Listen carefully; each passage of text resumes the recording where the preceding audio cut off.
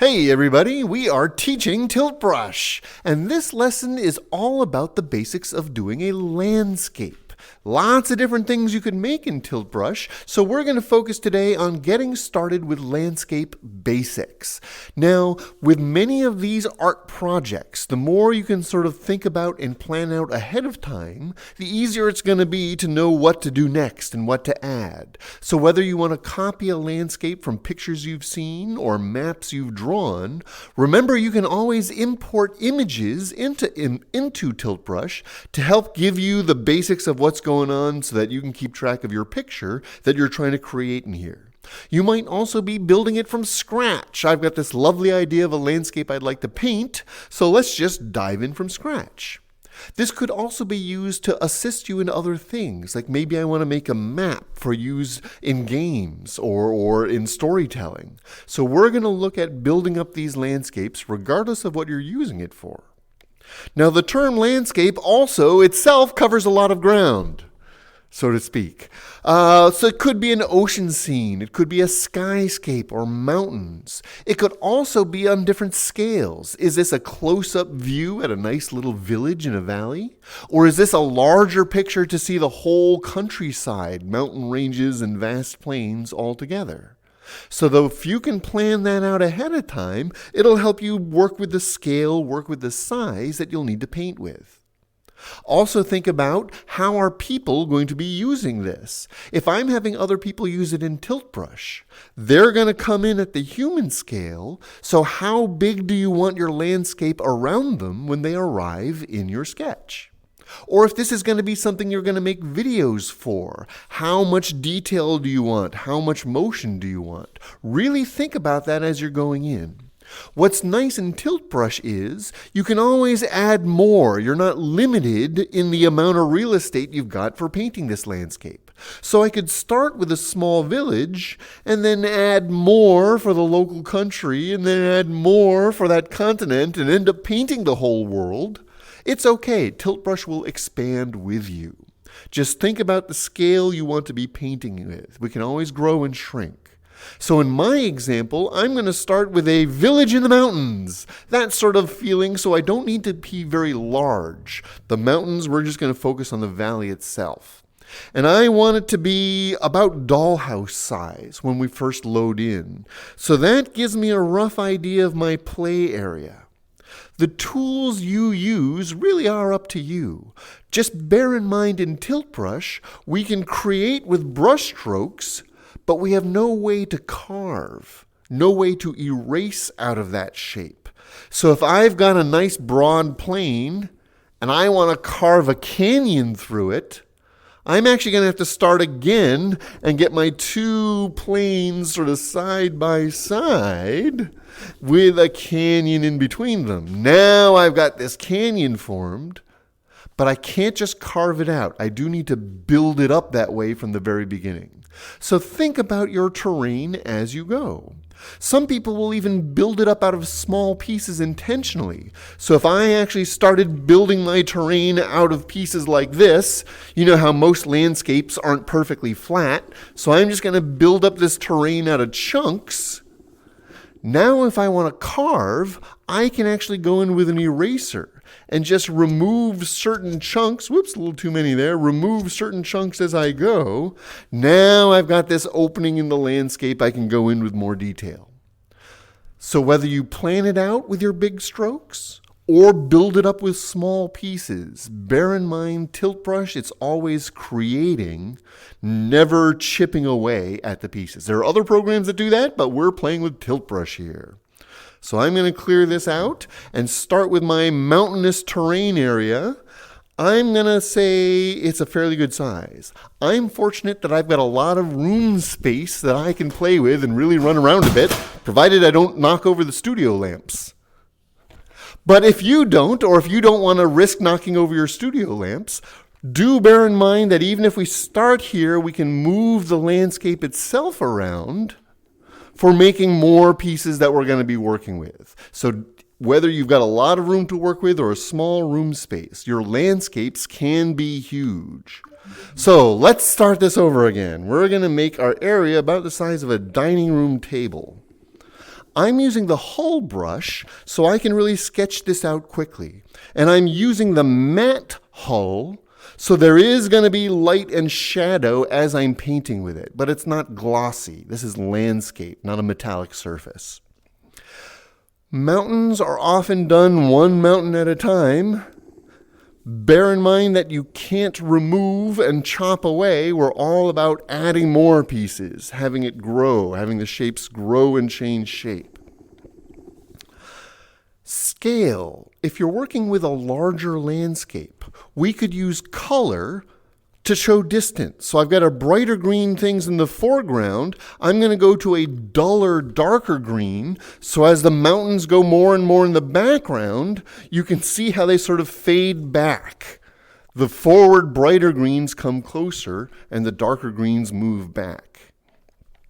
If this was a landscape, I want people to move around a lot. Instead of using color to make the difference, here, let's make those all the same color now. Instead of using color to make a difference, I could have all these mountains still be the same shade of green, but now we can start playing with our fog levels to have things fade away. So right now you can see, even far away, our mountains are nice and sharp. Let's make them big as well. But if I start bringing in the fog levels, you can see how the farther away mountains fade out sooner.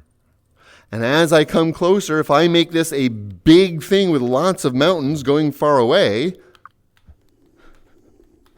let's add a whole bunch of mountains going far away, you can see how the fog can help you control what's visible at different distances. So with this large amount of fog, you can see how the mountains fade away into the background. Either trick or a combination of tricks. I'm going to turn the fog all the way off just so it's a little easier to see all my pieces. So, starting again, bringing in my main tabletop landscape, bringing up some mountains in the background. You could do this with oceanscapes and your diamond tools. You could do this with Great Plains and just going for a large area. If you want to do a big area, don't forget you can scale the whole world down, paint in one huge area right off the bat. We'll get some mountains going in the backgrounds here. So when I jump back down to normal size, we've got that huge landscape going in the background already. Now when I bring up the fog, you can see how the distant mountains disappear much more quickly. Playing with the fog for my landscape. There we go.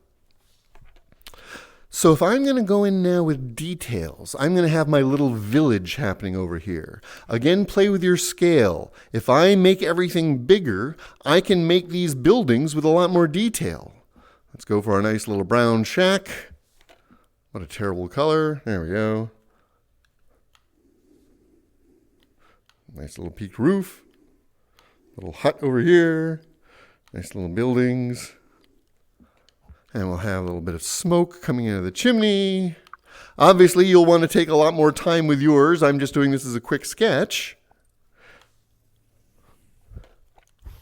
But as we start adding these details, you can see how even though I drew them big, because of the scale, I can make this a little tiny village in a larger landscape. Don't forget your ability to copy and paste. Now that I've got a couple good buildings for my village, I can just select them and duplicate and make a whole scattering of other buildings here. You can change their size, change their orientation. Remember our episodes about doing textures and area of effects. So now that I've got a little village here, in my overall landscape, we'll bring in some forest.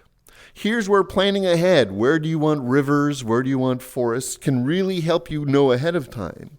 In my case, since I'm making it up as I go along, let's go for a nice pine forest, so we'll get a rich dark green.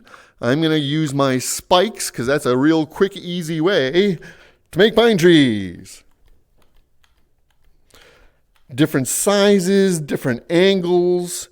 If you use the straight edge, they'll all be perfectly straight up and down, But by having a little bit of wiggle, a little bit of lean, it feels much more natural. Like we saw with our area of X class, which hopefully I'll remember to link in up above, I can get the forest started and then just duplicate the trees. Get a big forest going on over here. With the landscape, if I want people to move around, I can keep everything drawn the same scale. If I'm expecting people to just stand in one place, then I can use size, so I can use smaller trees over here, and then make them even smaller as they go back, thus implying distance type of thing. Now I've got a whole scene starting to come together. I've got villages. Let's get a river going. So I can grab a nice rich blue. That's more of a purple. We'll have it a river that came flowing through the woods, passed down from the mountains. Or whatever it is you're trying to do. How can we combine the elements to give the impression that you're looking for? So we can start with a small region and start expanding our landscape from there. In this case, all of our land is sort of a flat color. Depending on how realistic you want to go, we can start bringing in different shades of green, all slight variations of the current color. If you make the greens too different, so I'm going to use my eyedropper to get that same shade of green.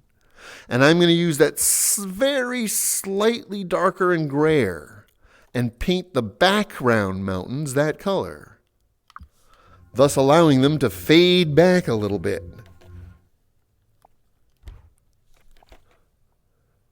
Now I'll go in with some slight variations again, just to recolor some of these other pieces. We don't want to get too far away. Now it's a little too dark. Or if you go too far the other direction. Oh, actually, that one's almost perfect. But if we go too far in the other direction, it really stands out as jarring. So this is some nice subtle color changes in here. Let's get that one again. I like that one a lot. And we'll change you. But then we'll grab that paler one. There we go. And change you guys. We could even then go in with that same shapes, just offset by a little bit. You can see how it gives more patterns, more shapes for the landscape. And the variations, let's get back on screen here. The variations are what help it feel a little more natural. Color palette's going to help your terrain. So if this was desert, getting into beiges and yellows, oceanscapes, we have a huge assortment of colors and textures to work with.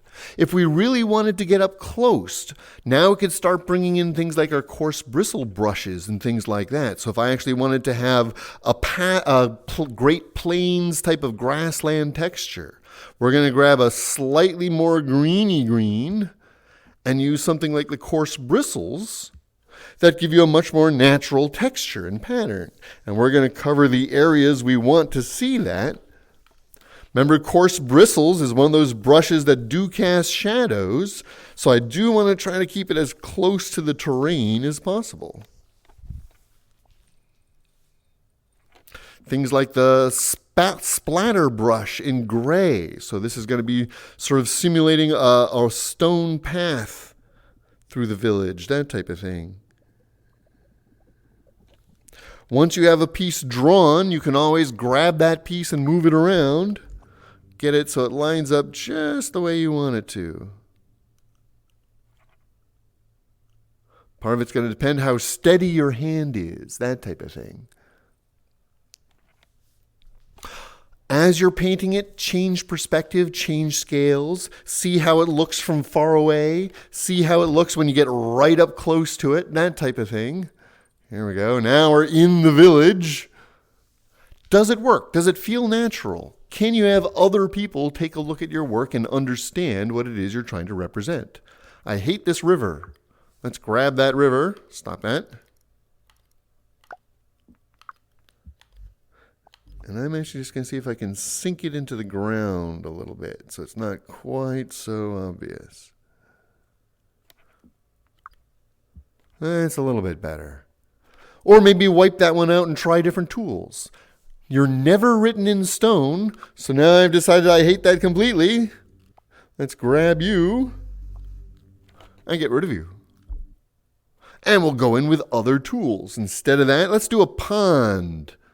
Still keeping the same elements in my landscape, but using the different tools just to see if there's a better way to achieve some of the effects that we're looking for. And now we'll use our motion streamers. Get into a pale white here.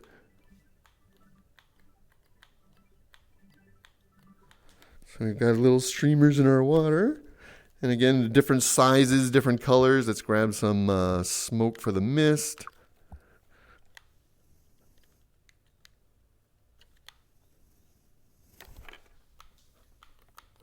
Little motion, that type of thing. Now I've got a little pond next to the village in my landscape.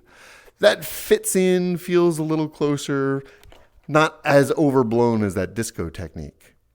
But all landscapes are is building up the land that you want and setting in the pieces that you want to put there. If this is being done, for example, for maps and games and things, if you want to add labels to the environment, the labels themselves, I'm actually going to use the paper tool here in a very pale parchment color.